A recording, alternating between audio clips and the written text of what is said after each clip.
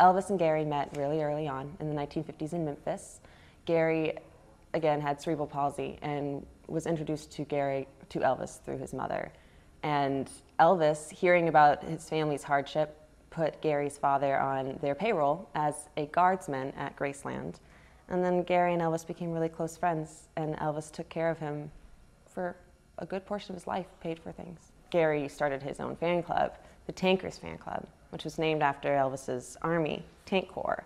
Well, we don't know exactly when the hair was collected, but we believe, and because of the amount of items that Gary had in the 60s from Elvis's Army days, we believe that it's from the U.S. Army haircut. And we did show images of it to a hair authenticator who had compared it to his hair from that same haircut, which he knows is from that haircut. And he said it was similar in coarseness and color. So we believe that it is from that, since that would have been an iconic, time that Gary could have received a large amount of Elvis's hair. There's a possibility that people think that in the future you could clone people from their hair. And then if you've heard recently also, people have been looking into turning Michael Jackson's hair into diamonds. We've even been contacted by those people who do that. I mean, there's an interest in owning a piece of the celebrity. To a certain extent, a lot of people have single strands of Elvis's hair, because people like Gary would send them out to fans. And that's one of the reasons why Gary had the hair. He'd send it out to Elvis's fans and fan club members.